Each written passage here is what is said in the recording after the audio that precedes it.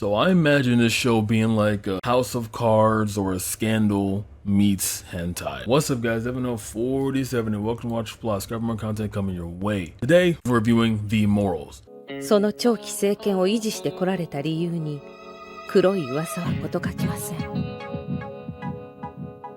Now, am I grinding out all these videos? Yes, I am insane. But that hiatus did something to me. So today we're watching a 2-episode series made by, again, MS Pictures. At this rate, I might as well just run through the entire catalog at this point because it's like the third one in a row. This one is very reminiscent to multiple critically acclaimed Netflix shows. What do I mean by this? Well, let's get right into it. So we have this governor who has been basically this oligarch, for lack of better words. Just controlling this domain, this city, is very influential. However, the show isn't about any of that until the very end. This is about what he does with that influence and power and money, right? So when we're getting to know him off rip, he looks like Ron Jeremy, which kind of a bad sign, given you know the guy is kind of guilty of. He's been stated to have 9 wives and will do any and everything he can to get a woman in his grasp. It doesn't matter their relation to him or not. He will get it done. We are shown here that Yuhara is greeting one of Kamashige, which is his name, on his former business mates named Gouda on his way to his limousine. And we're supposed to believe that Yuhara has an idea on how the chess pieces are moving with the heirs, because the whole plot of this show is that the 4 remaining women that are intermediately tied into his lineage will gonna split. He's gonna split with the daughters evenly. He's gonna split with the stepmother, since you know she is the wife after all. Where's it gonna go? And that's the entire plot. Also, there's another sister as well, but that's another plot twist within a plot twist within a plot twist within a plot twist. At the end of his wake, and we see the main character, Katori. Now, I didn't know at the time he was the main character until they got this glancing look here, which I'm like, okay. それなのに。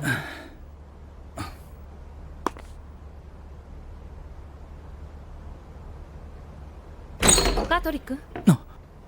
You're looking at the kingpin over there, and you're giving this sort of like studying eye. I'm like, all right, no, you got it. You are the protege meant to carry on the torch of whatever the hell is going on in this business. And surprise, surprise, that is the case. After that wake, he goes to Sumire, which is Kamashige's widow now, and she just straight up says, hey, I need you to my daughters. Now off rip, we're like, whoa, pump the brakes here, buddy. Don't you want to, explain yourself, front load any of this stuff, why you want to do this in the first place? But they don't tell us any of that until later on the episode, which is about 20 minutes later. So he's giving an assignment to 3 women. He has no idea who they are. They could have security. They can get them killed because they're also rich. Remember, they are the direct lineage of Kamoshige, who is, massively wealthy. So that's a venture I don't know what he think about twice about, but he went to it anyway. And the first woman he meets is Miss Soria.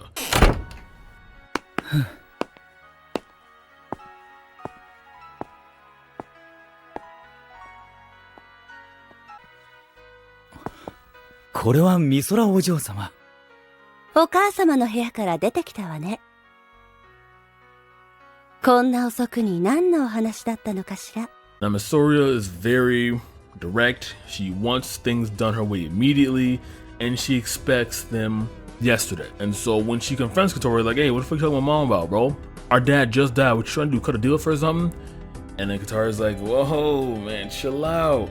But then Miss Soria reveals her trump card, honestly, think a bit too early, by stating that she knows why Katori's there in the first place, because his father committed a crime of some sort. They reveal later on it's theft, or I don't know which is the which, so I'm just gonna assume it's both because that seems to fit the element of this entire show. And with that, he is forced to listen to what Miss Soria has to say because he's given the assignment to, obviously put her in the room. She's like, hey, I was just kidding, by the way, but I do know something's up with you, so tell me your story. He tells her the story, but not necessarily like in a fully in-depth way that we can get like a breakdown, but more in a way summarize it to the next segue, being that Miss Soria and the rest of the daughters want the will and testament to be 100% to themselves, and the best way to do that is by going to find their father's secret safe that has all the cash, all the gold, everything, and the certificate of title and whatever. Everything's in that vault. That's her main thing. And she's trying to team up with Katori. Like, hey, listen, we can say fuck my mom, pun intended, I guess, and get this bag by ourselves. No, obviously, she's not gonna do any of that. Once he done fucking her, he's like, okay, and you go to your sister next. What's up with her? We're gonna find out that Misora's sister is a lesbian. Now, the way the story describes how Chisato is a lesbian isn't... I'm just gonna say it. So they describe her being a lesbian because her father, Kamoshige, her. Now, why would he do that? Well, he's a ghoul. But other than that, it was a very quick way to get into the immediate circle of the family, even though there's no blood relation whatsoever. Now, is that one hell of an initiation? Yes, that is criminal. However, Katori confronts her, and then he reveals that to her and is like, hey, and blackmails her to threaten her to get her into a position so he can then fuck her as well. And that's 2 of 3 on his list. And the third woman on his list is Shion. Now, before he gets to Shion, we are finding out that Katori has some sort of power. He's the director of some department that is tied to Kamoshige's building. Now, the reason why I say somehow, some way, because we don't really address what he does outside of manipulating women, but I assume it has something to do with what his father was doing, because his father's will and connections with Kamoshige was to make sure that his son worked for him directly after he died. Once he got there, then Kamoshige died himself, so therefore he's in limbo, but he's still employed. Is it confusing? Yes, who cares? Again, none of this matters. So we go to episode 2, we find out that there are one-way mirror toilets for some reason. I don't know what that would even entail. Would you be underneath? Would the floor have to be built on a tilt to make you look? It was very, like, trying to think of this structurally just boggled my mind. Is it also, how does the plumbing work on a mirror toilet? Never mind. So that happens.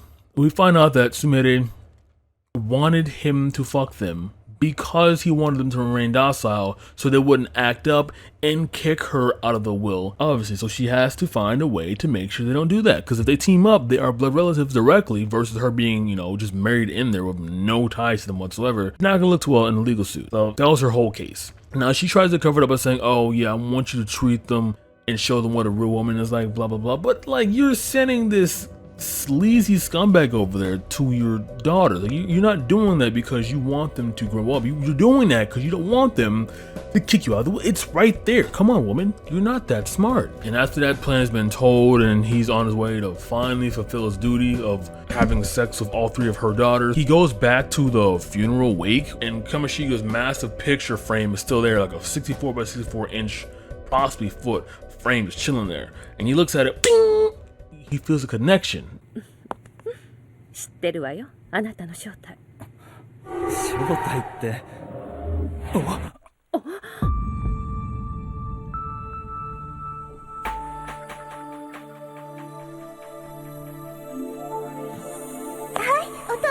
Now, they don't really explain power scaling wise how this happened.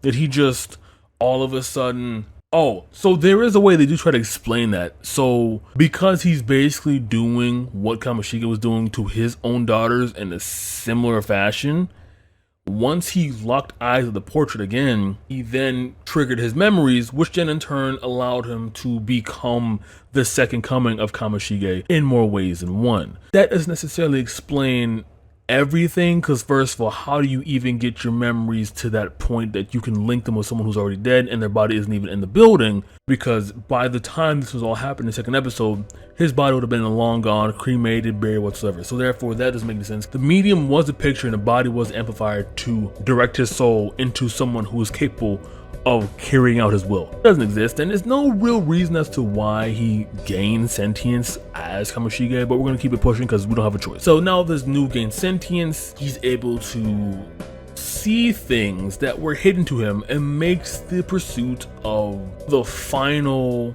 end goal, which is attaining all of his wealth in one fell swoop. And of course, he has to keep rehashing old memories, such as, again, Chisato and Shion. And then once he finally does that, the safe is open and we see this beautiful end scene here. Look at all that cash. Look at all that money. Don't you want that money? I wish I had that money. With that and about 9 minutes of non-stop sex, we end up with the scene that Sumire sees Kamoshige's image flown through Katori after he cracked the code, and now he is the literal second coming of Kamoshige. He now owns a business. He's basically the new governor, and on top of that, he can do whatever he wants. because he knows what he's doing. Similar to the JoJo lineage just passing down. Similar to the Avatar. Wow, another Avatar reference. He knows everything.